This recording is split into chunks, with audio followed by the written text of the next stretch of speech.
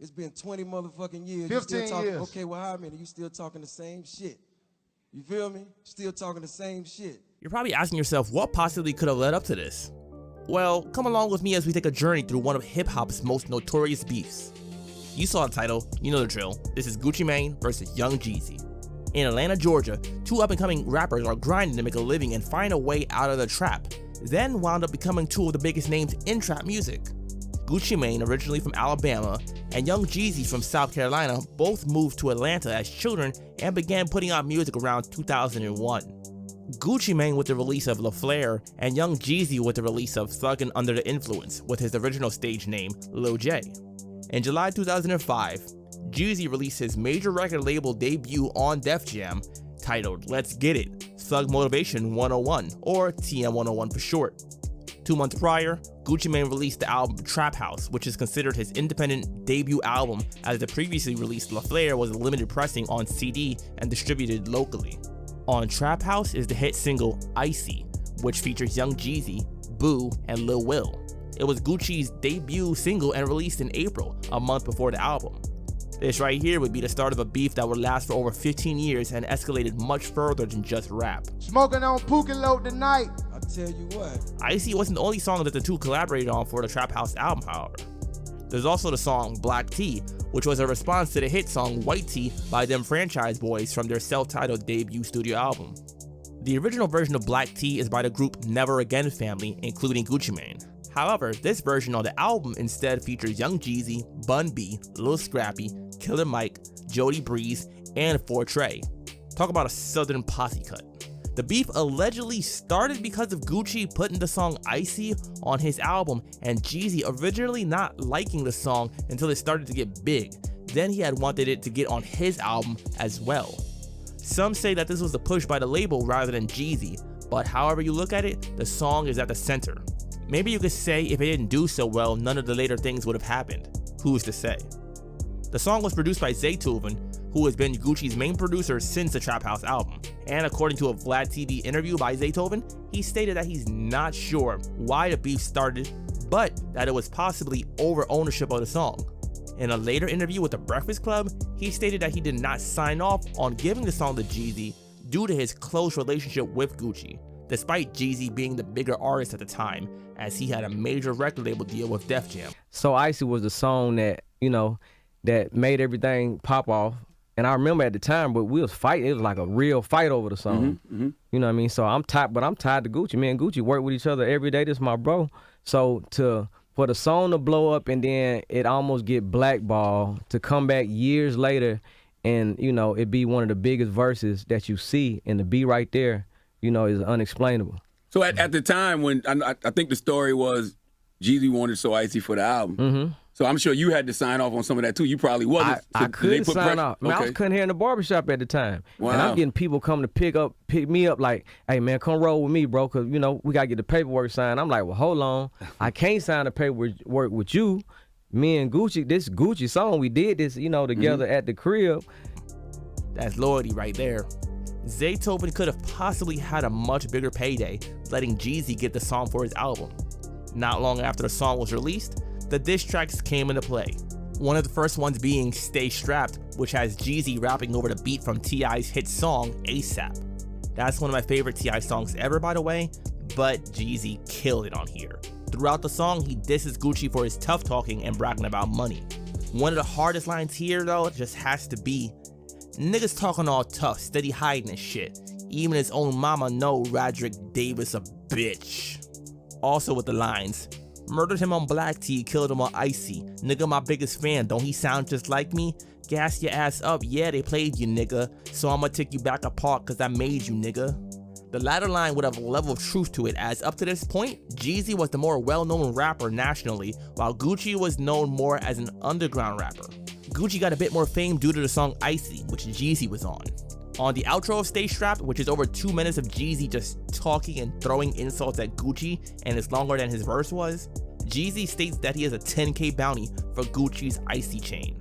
This would lead to the May 2005 shooting of Jeezy's friend and fellow rapper Henry Lee Clark III, aka Pookie Loke. Smoking on Pookie Loke tonight. Several men broke into an apartment that Gucci had been visiting a woman at and assaulted him. most likely in order to cash in on the 10K bounty for the chain. Gucci then fired at the intruders, killing Pookie Loc. The body was buried behind a local middle school and found days later by police. Damn. Damn. Broke the I internet. tell you what. Put that nigga ass in the dirt. Gucci then turned himself in and confessed that he did fire the shots, but in self-defense. Send some more, I'ma send them the same way. In a box back to you. He was charged with murder, but the charge was dropped in January 2006 due to insignificant evidence, and an eyewitness had backed Gucci's statement of it being self-defense as he was outside tending to the lawn when the intruders broke in. Shortly after Jeezy dropped Stay Strapped, Gucci responded with the track Round 1, which features the rapper Black Magic, a label mate of Gucci's at the time. On the intro, Gucci calls Jeezy a wankster, which is the title of the hit 50 Cent song. Speaking of which, if you haven't checked out my video on Ja Rule vs 50 Cent that I put out before this one, go check it out after this, as that's yet again another rap beef where things went far beyond just some diss tracks. Anyways, back to Round 1. Gucci continues to go on and diss Jeezy, claiming that he only gets 3 cents off an album sale. He's a fake thug, and despite having a record label deal, he's still just a local rapper. At the time of the song's release, I'd have to disagree with that latter statement though, as at least up here, I definitely heard a Young Jeezy before I heard a Gucci Mane. The chorus on the song is kinda catchy. The dope game hard, the rap game easy. This is round 1 of Gucci Mane vs Jeezy. And that's true, but in that round, I gotta give it to Jeezy musically. Yeah, partially due to the fact that ASAP is just one of my favorite T.I. songs. It's also ironic that T.I. and Gucci would also wind up beefing around this time as well.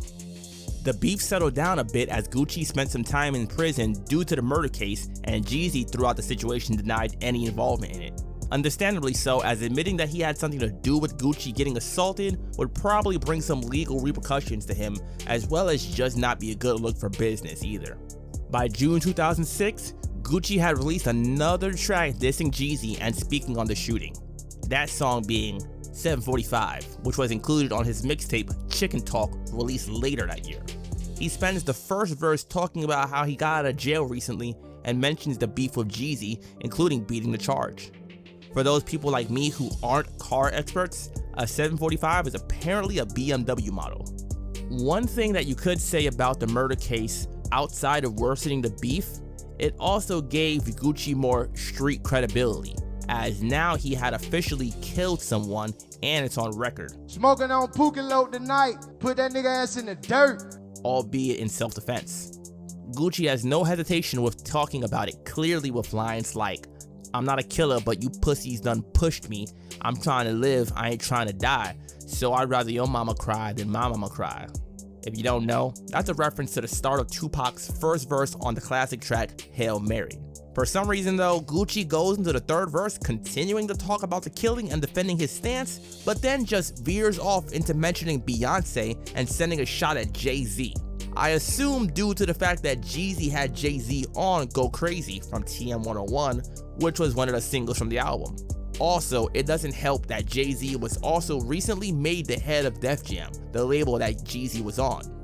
Then in November that year, Jeezy released the album Thug Motivation 102, The Inspiration, which featured the track Streets on Lock, which also took some shots at Gucci, specifically in the second verse with the lines, "You young punks with your loose ass lips, I keep an AR with them loose ass clips. What type of real nigga name himself after a bag? Nigga use a hoe, a Louis Vuitton fag." Taking a dig at Gucci for being named after a luxury brand item. However, Gucci, in an interview when asked about his name, did state that his stage name has nothing to do with the brand and that it was a family-inspired one.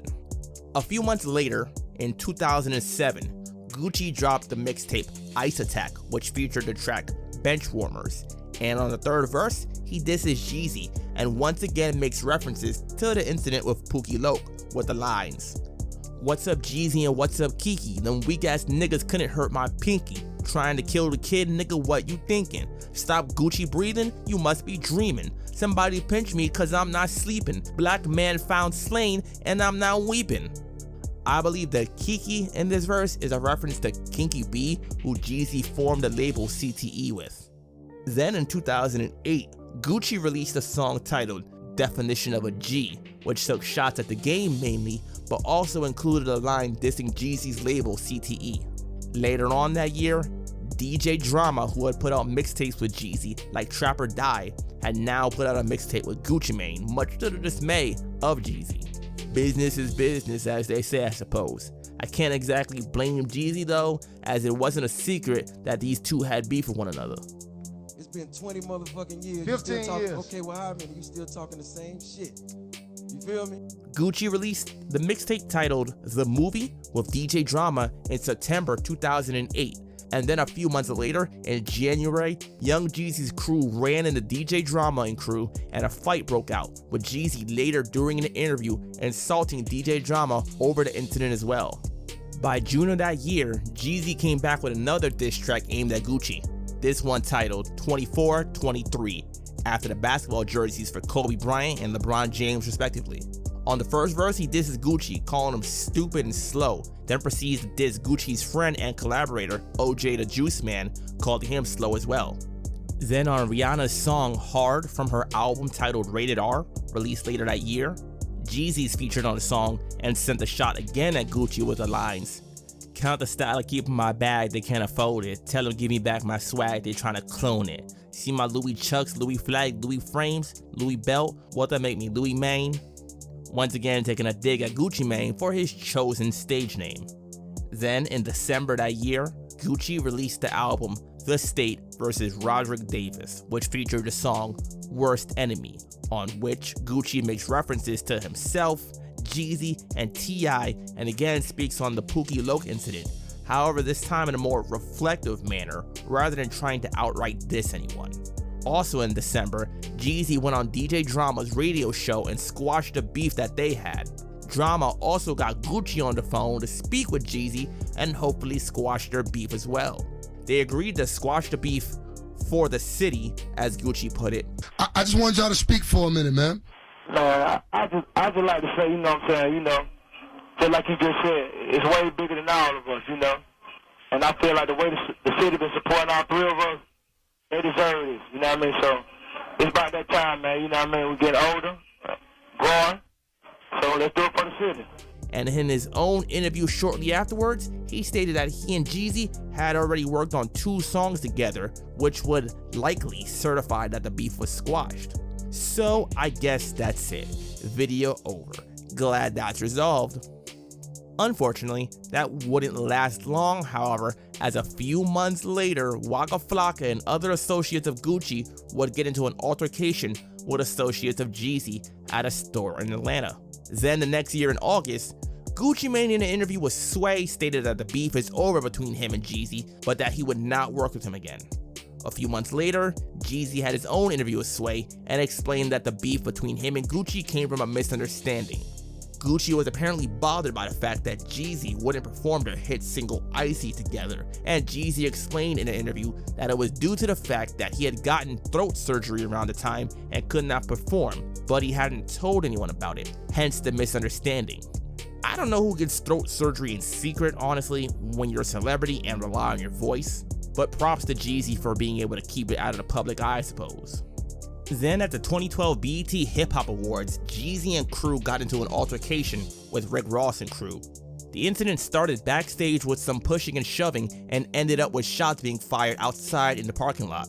Shortly afterwards, during an interview with The Breakfast Club, Gucci was asked about the incident and stated that Rick Ross is a friend of his and that Jeezy isn't.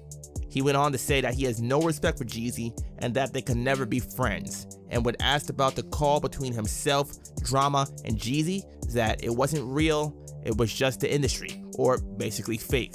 I remember Drama tried to bring y'all together one time, and it seemed like y'all was gonna start making records together, and it wouldn't have been real. That's for TV. It wouldn't have been real. Now you guys respectfully ignore each other. I don't got no respect for him. I just, you know what I'm saying? Ignore. I did what I had to do. Once again, Jeezy then responded in his own interview to the comments and called Gucci Mane retarded and dissed Gucci further by calling him crazy, making fun of the ice cream cone tattoo on his face, and even stating that Gucci has reached out to him multiple times to work together, but Jeezy turned him down and implied that that is the reason Gucci has problems with him. I mean, you know, I feel like, you know, everybody know that boy retarded, man. Nobody taking him seriously, man. Damn. You know, he got an ice cream cone on his face. And then it's crazy because they'll call you and want you on songs. And then when you don't get on the songs, this what happened. Right. I'm So did upset. Gucci call you to get on the record? Of course he did. And so when you say He called no me or a it's few not times. I just said it wasn't a good idea. I mean, you know, we passed that. I don't want to go backwards. And he reached out a few times. I ain't do the record, so I guess he feel it. Well, he didn't take his medicine. Once again, further stoking the flames of the beef. Now, what do you think happened next? Did Gucci and Jeezy shake hands and end the beef for real this time? Or did Jeezy decide to come back with the truth? And by the truth, I mean that quite literally, as that is the name of the diss track. But before we get to that truth, let me share one with you guys that you might not know. 80% of you watching are not subscribed. So remember to click that subscribe button if you haven't yet, and go ahead and click the like button too while you're at it. Now, despite being one of the later diss tracks in this beef, this is probably the most popular one, and also my personal favorite. Gucci breaks down recent events like the comment about him being retarded, and prior events like the chain bounty and shooting. One of the coldest lines in the song though is during the first verse of Gucci telling Jeezy to go dig his partner up. That being Pookie Loke, the one who was killed when Gucci shot at the robbers that assaulted him back in 2005. He ends the song perhaps even harsher than it was started, however, with the lines, "I know it's hard for you to sleep knowing you killed your homeboy. You left his son to be a bastard, won't even raise your own boy." Essentially stating that Jeezy got Pookie Loke killed, so Pookie's son no longer has a father, as well as stating that Jeezy is an absentee father himself, but by choice rather than circumstance. The same day the song dropped, Gucci made a tweet saying that he could beat Jeezy in a fight and would bet $100K on it. Around this time, it was pretty well established that Gucci was known for beefing with others on Twitter. The next year, in 2013, he sent out another tweet, this time dissing Jeezy and T.I. Also, a song titled Birds of a Feather, or All My Niggas, was released as well by Gucci, which takes shots at Yo Gotti, Young Jeezy, T.I., and others. Another track was released featuring Gucci and OJ the Juice Man titled Stealing, which once again has Gucci sending shots at Young Jeezy, Yo Gotti, and T.I. Specifically with the end of the second verse where he states that the three remind him of Pretty Ricky, the R&B group from Florida. Pretty funny to say the least. They did have some hit songs back in the day though. Not long afterwards, Gucci was sent to prison yet again due to various charges like firearm possession. Props to Gucci for putting out so much music despite the fact that he just seemed to stay getting locked up for one reason or another. In November 2015, Jeezy released his album Church in These Streets, which includes the song Forgive Me featuring Monica. And on the track, Jeezy speaks about the situation with Pookie Loke with the lines, "Rest in peace to Pookie Loke, blame it on me never snitching. Lord knows I ain't send a homie on no dummy mission." Basically, Jeezy is denying sending Pookie Loke out to rob Gucci. Before this, Jeezy had never really publicly addressed the Pookie Loke situation. It was mostly just Gucci talking about it on various tracks like 745 and Truth. Then in May 2016, Gucci was released from prison and started to make peace with people he had problems with. However, he still clearly had some level of animosity for Jeezy, as in interviews, when asked about Jeezy, he would still state that he has no interest in speaking to him and that they just don't like each other. If I ain't reached out yet, then I ain't gonna reach out. Because we hear stories about even now, like you and T.I. and Jeezy might be in the same place and Gucci don't speak to them. Or they try to speak to you and you. Speak for what? We ain't got nothing to speak about. You do your thing, I do mine. We ain't gotta be at odds, but at the same time, I don't want to slap your hand. I don't want to speak. Just do you. So it's not beef. It's just we just don't. Right. We know we don't like each other, so ain't no need in playing. Once again, the beef had quieted down, however, from both sides for a while. They both continued to put out plenty of music and continue to be among the biggest artists in trap and signed successful rappers themselves like Gucci with OJ the Juice Man, Waka Flocka, and Young Thug, and Jeezy with Freddie Gibbs and YG. In July 2020, T.I. had Jeezy on his podcast, and they spoke on the topic of how and if the beef with Gucci could be settled, and shared stories about conversations they've had with him trying to resolve things. There's a third member of the Mount Rushmore of trap music that either one of us don't really, you know what I'm saying, care to mention or speak to that much. Now, what do you think is necessary to bring that shit together, if anything? And I understand we dealing with somebody who temperamental themselves, and you know what I'm saying? Yeah. Our shit that we got with us versus their shit that they got with them makes it extremely problematic. But in the best case scenario, how could that shit happen? Because that, to be honest with you, that's the biggest motherfucking move for trap music that could happen in the near future. I mean, I just feel like they got to be one of them mafia backroom conversations, man. When Swizz Beatz and Timbaland started Verzuz back in 2020, it seemed almost obvious that two of the artists that should be on it were Jeezy and Gucci, considering their long-standing beef. In November 2020, in another interview on The Breakfast Club, Jeezy mentioned that he talked to Swizz about Verzuz and that he wanted a duel with Gucci, but that Gucci had declined. It was announced that the Verzuz would be Jeezy versus T.I. then instead. Shortly afterwards, however, Gucci had apparently changed his mind, as the Verzuz was then announced again as Jeezy versus Gucci, and the Verzuz took place in Atlanta on November 19th. The Verzuz between the two Atlanta rivals was the most viewed of the Verzuz matches, and I believe at the time of this writing is still currently the most viewed, which speaks volumes for how hyped people have been to see these two on a stage together again in some capacity. It's one of the few Verzuz that even I felt inclined to watch, despite not being a regular listener of either artist. Gucci started it off with the track Round 1, which is funny considering it was the first round, but it also set the tone for how the Verzuz would go, seeing as Round 1 is a diss to Jeezy. Then for his next song, he did Benchwarmers, another Jeezy diss. Jeezy handled it with tact, and many feel he showed a bit more maturity by not responding with his own diss tracks, as he has several of his own. The beef tracks died down for a while as Jeezy was mostly playing hit songs and Gucci started doing the same, until about an hour into the Verzuz, Gucci decided to do Truth. Afterwards, things got a bit heated, and this is where some thought that a fight might break out between the two. It's hard for you to sleep knowing when you kill your homeboy. You left his son to be a bastard, won't even raise your own boy. Damn. Damn. Broke the internet. I tell you what. Put that nigga ass in the dirt. I tell you what. Smoking on Pookie Load tonight. I tell you what.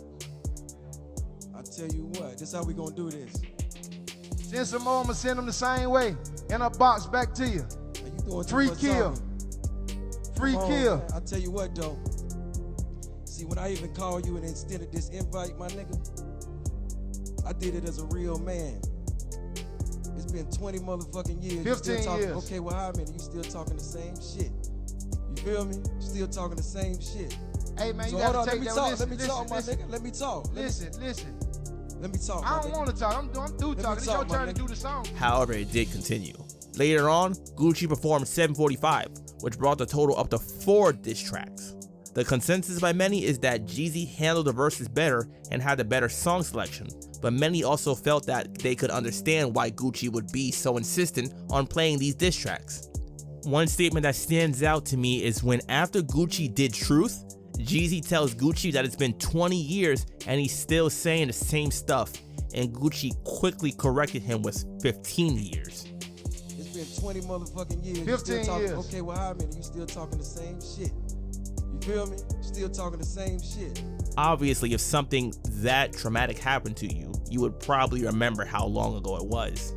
The question is though, even after 15 years, would you forgive someone who put a bounty on your chain which led to you killing someone in self-defense and going to prison for murder and fighting a court case? To wrap up the Verzuz, they wound up performing Icy together, which has never really had a chance to happen given the fact that they started beefing right after the song was released, essentially. The beef had quieted down again afterwards, and some thought that the beef was now over officially since they agreed to do the Verzuz. However, there still does seem to be some level of animosity, at least on Gucci's side. Early in January 2022, Gucci released the single Rumors featuring Lil Durk, and on his verse, he once again made mention to the shooting incident and has a line talking about his house being haunted by the ghost of Pookie. It makes for a real attention-grabbing verse for sure, but considering that they claim to have made peace now, it comes across as the peace was once again an industry thing and not sincere. Overall, like the most recent beef covered on the channel, 50 Cent versus Ja Rule, I'd say that this was one of the biggest beefs in hip-hop again, and almost the southern version of 50 versus Ja, given all the severity of the diss tracks, the physical altercations that occurred, and the close proximity between the two artists. What do you think about the beef? Do you think Jeezy and Gucci will ever work together again? How would you feel if you were in Gucci's shoes? Would you put it to the side although it would almost cost you your life? And what's your favorite diss tracks from the beef? Let me know in the comment section below. I'll catch you guys in the next video.